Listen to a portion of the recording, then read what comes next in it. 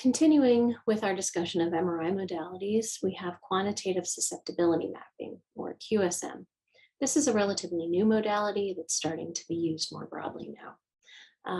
The appearance is a grayscale image where the intensity corresponds to the concentration of specific particles. So we can use this to quantify certain things of the brain like iron and calcium. One example application is in this study with Parkinson's disease. They found that patients with Parkinson's showed iron deposition in the caudate, which is this area right here on either side of the brain, particularly in those who are showing signs of mild cognitive impairment. Iron can be neurotoxic to the brain, meaning it can be toxic to the neurons and thus lead to tissue damage. Next modality is arterial spin labeling. This also shows up like a heat map, kind of similar to fMRI. Again, similar to fMRI, it measures cerebral blood flow. It measures tissue perfusion. So it does this in a different way from fMRI, but you can kind of conceptualize these as similar in that regard. One example application of ASL. ASL can show alterations in migraine. So in this study here, they have two participants who were having a migraine during their scan compared to after when they were asymptomatic and had a follow-up scan. And you can see certain brain regions are hyperperfused when a migraine is occurring. So this supports the idea that there is a vascular component to migraine attacks. And in some cases, ASL can detect some changes right before the migraine occurs. So this can tell us a little bit more about how these headaches emerge. Next modality is magnetic resonance spectroscopy. This one is a little bit different in that what we get from this is a spectrum, generally, rather than an image. You can get a whole brain image from this, but you get this spectrum. You can get multiple spectra from multiple different regions. And in this case, the voxels are usually quite large, like 4 millimeters cubed. And you get a spectrum that can tell you the levels of various metabolites in the brain. So from this spectrum here, some of the peaks that we can look at are NAA, N-acetyl aspartate, which is a marker of neuronal health. Choline, which is a membrane marker. It's a marker of gliosis, which is like scars in the brain, cellular turnover, and inflammation. Creatine is an energy marker, so if this is low, that can be an indicator of cellular dysfunction. Myoinositol is a glial marker. These are the cells that respond in inflammation, and so higher myoinositol can be an indicator of inflammation in the brain. The glutamate-glutamine ratio, this can be an indicator of neuronal death. And lastly, lactate, which is not shown on this particular spectrum. Lactate is a marker of anaerobic metabolism, and it can indicate diffuse axonal injury.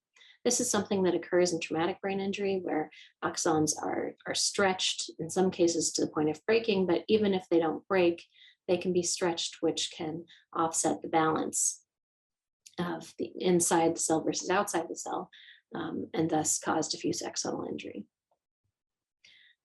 MRS example application. In this case, we're looking at a patient who had a stroke, and we can use MRS to compare the damaged tissue to the healthy tissue.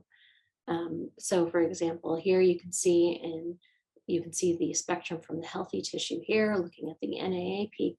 And then in the damaged tissue, this is the spectrum that comes out where we see a much lower NAA peak. So clearly neuronal health is impacted as we would expect. And lactate peak. So there could be anaerobic metabolism occurring here. So we can use this here in this example. The patient can be their own control. You can compare the damaged area to the healthy area. And we can use this to track how tissue recovers over the time, or in some cases doesn't recover over time. Positron emission tomography. This one, generally what we look at is a heat map like this. And the way that this one works is a person who's undergoing a PET scan is injected with a radioactive dye. It's a very small dose of radiation, but a radioactive dye that can bind to different types of cells depending on what tracer is used. So one of the ones that's used most often is FDG, or fluorodeoxyglucose, which is a glucose compound, so it can show metabolism. So if you see peaks, hot spots in a PET study using FDG, those hot spots would be places that are more active, thus their metabolism is higher.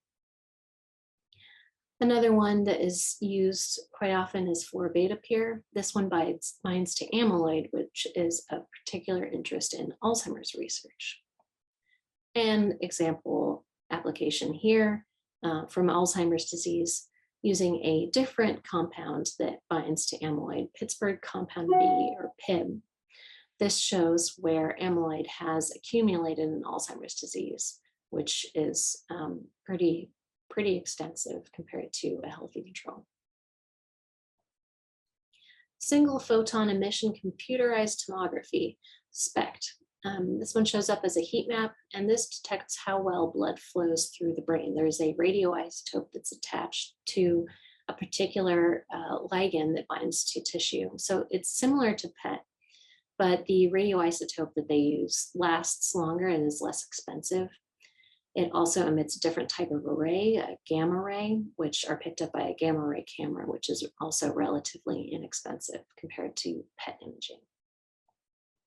One example application here, looking at depression, and these top images, these show for one individual patient hypoperfusion, meaning underperfusion of the tissue in this individual who has been resistant to treatment for their depression, meaning they haven't been responding to the medications they've been on.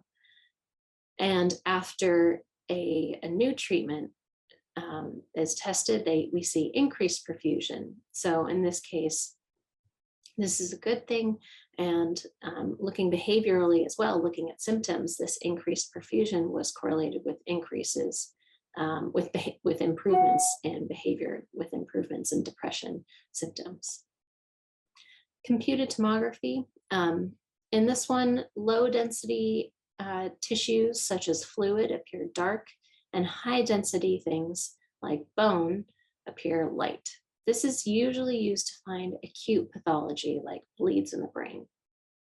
And here, this example application is actually multiple different TBI patients showing the different types of neuropathology that are visible on a CT scan after traumatic brain injury. So we have epidural and subdural hematomas here. We can see contusions, which are bruises in the brain, subarachnoid hemorrhages. These hemorrhages and hematomas are all bleeds in the brain, and diffuse swelling. These are all visible on a CT scan. Electroencephalography, or EEG. With this, participants have a cap of electrodes on their scalp. You don't have to shave your head. They have a conductive material that is placed underneath them, so they just stick it to your scalp through your hair. And you can measure surface level brain activity through the electrical activity. So each one of these electrodes gives a reading, such as this one here, and you get this around the brain. One example application is in epilepsy. This can show what seizures look like in the brain. So this down here is during a seizure compared to healthy. But this can also detect differences in between seizure episodes and right before a seizure. And lastly, magnetoencephalography, or MEG. Again, like a heat map is the appearance. And this one is a little bit different from the other ones in that you sit in this gigantic helmet of sorts, and that's what measures the activity. MEG measures fluctuations in brain activity through the magnetic fields that are created by the electrical currents in the brain. So whereas EEG is detecting the electrical activity, this one is detecting the magnetic fields that result from the electrical activity. And there are multiple different frequency bands that can be extracted from MEG readings. So what a frequency is just how quickly something is varying. So you can have slow frequency oscillations, you can have high frequency oscillations and everything in between. And each of these can be extracted separately and can tell you something different about brain activity. So there are several different types of frequency bands that are commonly extracted. And one example application here, again in traumatic brain injury, they found differences in the frontal cortex in individuals who had had a TBI with a loss of consciousness compared to those who had a traumatic brain injury but did not lose consciousness. So in this case, lower oscillations, lower activity, lower energy. And that is it for our very, very basic introduction to neuroimaging. We will go into a lot more detail in the future.